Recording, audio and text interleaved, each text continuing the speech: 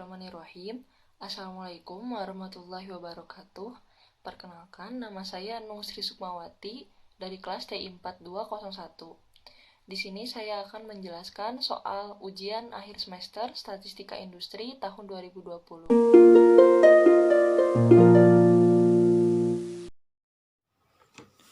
Iya, jadi di sini saya akan menjelaskan soal nomor 2 tentang korelasi dan regresi.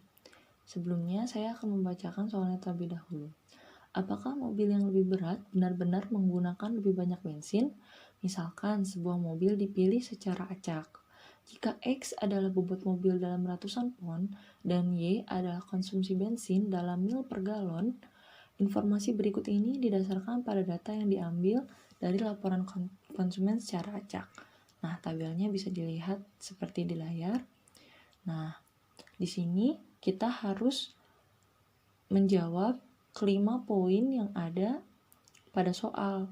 Nah, poin A itu kita harus mengetahui bentuk dari scatter plot antara variabel X dan Y.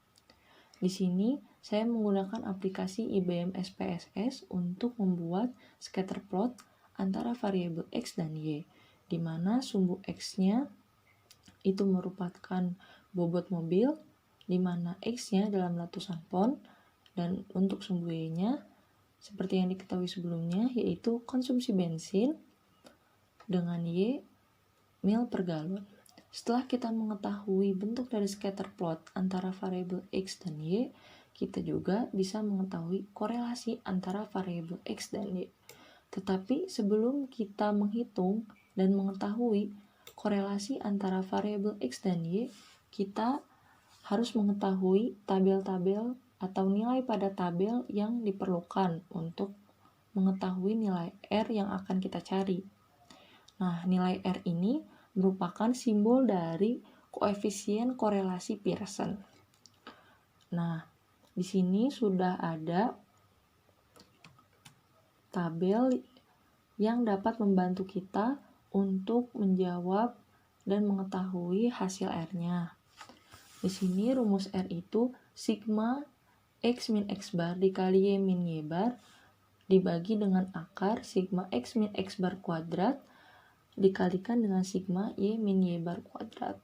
Nah, karena di tabel ini sudah ada nilai-nilai yang kita perlukan, tinggal dimasukkan saja, yaitu minus 427,625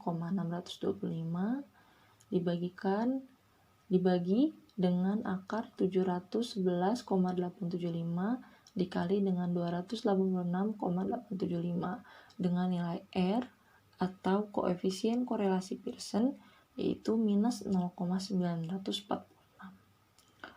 Setelah kita mengetahui nilai dari korelasi antara variabel X dan Y yaitu minus 0,946, kita bisa mencari atau mengetahui estimasi dari intercept dan slope variabel X dan Y dengan metode least square seperti yang ditujukan oleh soal ini. Sebenarnya terdapat beberapa rumus yang bisa kita gunakan untuk mencari nilai B atau slope dan nilai A atau intercept. Tetapi di sini saya menggunakan rumus yang sudah saya taruh di kotak ini. Nah, kenapa? Karena saya memanfaatkan data yang sudah ada di tabel ini, sehingga tinggal dimasukkan saja seperti saya mencari nilai R yang sudah ditemukan sebelumnya. Jadi, nilai dari B atau slope kasus ini adalah minus 0,601. Begitupun dengan nilai A-nya. Biasanya sebelum kita mengetahui nilai A dari suatu kasus, kita otomatis harus mengetahui nilai slope-nya terlebih dahulu. Nah, di sini saya menggunakan rumus yang satu ini karena di sini kita belum mengetahui nilai dari Y-nya. Tetapi sama saja, keduanya pun akan menghasilkan hasil yang sama. Nah, maka dengan memasukkan angka dari rumus ini, hasil dari intercept atau nilai A dari kasus ini adalah 43,326. Pada soal ini saya menggunakan pembulatan 3 angka di belakang koma. Setelah kita mengetahui nilai R, nilai B, dan nilai A yang akan dipakai di poin-poin yang ditanyakan untuk soal ini, kita bisa lanjut untuk menyelesaikan poin yang selanjutnya. Nah, di sini kita sekarang harus menyatakan bahwa ada atau tidaknya pengaruh X terhadap Y dengan menggunakan uji T. Pertama-tama, kita harus mengetahui H0-nya, di mana beta sama dengan 0, atau dengan kata lain, tidak ada pengaruh variabel X terhadap variabel Y secara signifikan. Lalu, kita juga harus mengetahui nilai H1-nya, di mana beta itu tidak sama dengan 0, yang artinya bahwa ada pengaruh variabel X terhadap variabel Y secara signifikan. Setelah kita mengetahui nilai H0 dengan H1, maka kita bisa melakukan statistik uji T. Nah, statistik uji T ini sebenarnya perhitungannya adalah T sama dengan B dikurangi beta 0 dibagi dengan SB.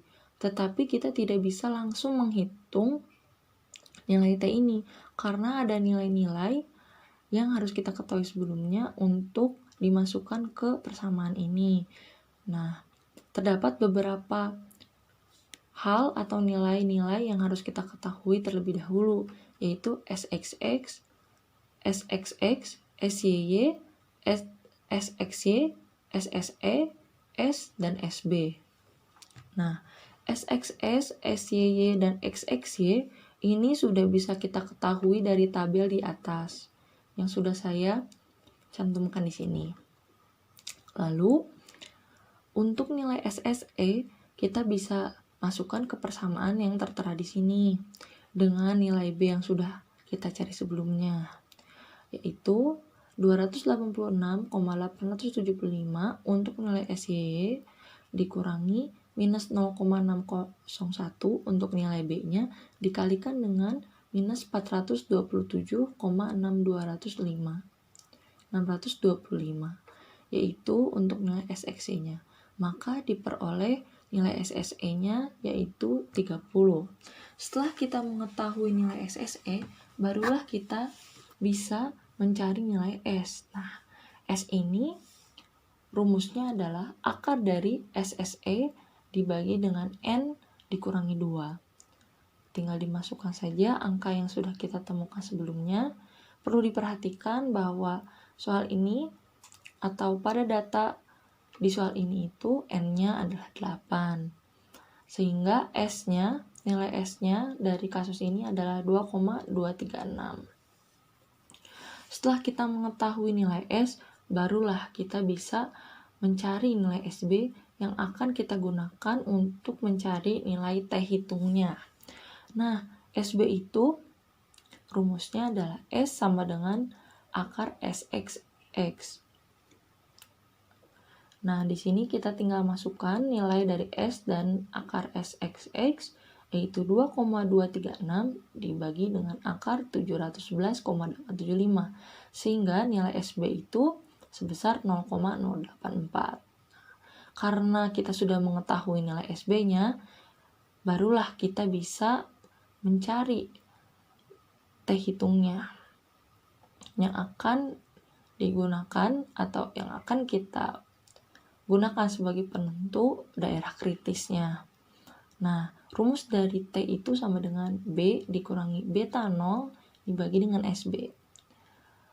Nah, nilai B-nya itu sudah kita cari sebelumnya, yaitu minus 0,061 dikurangi dengan 0. Kenapa 0? Karena di sini di H0-nya itu betanya sama dengan 0. Terus dibagi dengan 0,084 sehingga menghasilkan nilai T-nya minus 7,168.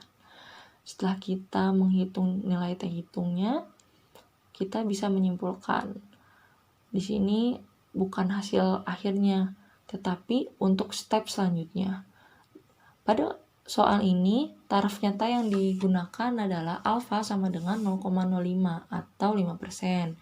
Dengan nilai V-nya yaitu N dikurangi 2 sama dengan 8 dikurangi 2 dan hasilnya adalah 6. Lalu daerah kritisnya ini dengan pengujian dua sisi untuk nilai T 0,025 dan 6.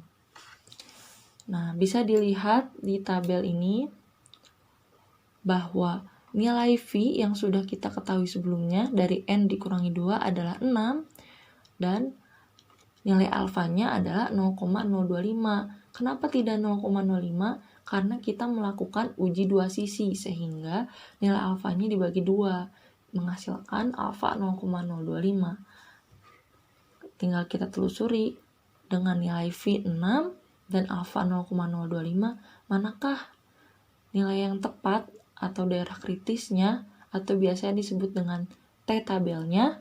Bisa dilihat di sini dan sudah saya tandai, yaitu 2,447. Sehingga daerah kritis untuk kasus ini adalah 2,447. Kesimpulannya adalah untuk kasus ini adalah terima hak 0. Kenapa? Karena nilai T hitung yang sudah kita hitung sebelumnya dengan rumus yang ini itu ternyata lebih kecil dari T tabel yang berada di tabel ini, di tabel T distribution. Sehingga bisa disimpulkan bahwa adanya pengaruh variabel X terhadap variabel Y secara signifikan. Lalu untuk poin yang terakhir yang harus kita jawab adalah proporsi variasi variabel Y oleh garis regresi yang dibangun. Jadi untuk menjawab soal ini atau menjawab poin ini, kita tinggal melihat R sebelumnya saja. Karena R sebelumnya itu hasilnya adalah minus 0,946. Tetapi untuk proporsi variasi variabel Y itu nilai R yang sudah kita ketahui sebelumnya tinggal dikuadratkan sehingga hasilnya adalah 0,895. Itu merupakan hasil dari proporsi variasi variabel Y. Mungkin sekian untuk penjelasan nomor 2 soal UAS Statistika Industri ini. Mohon maaf apabila ada kekurangan selama saya menjelaskan soal ini. Terima kasih. Wassalamualaikum warahmatullahi wabarakatuh.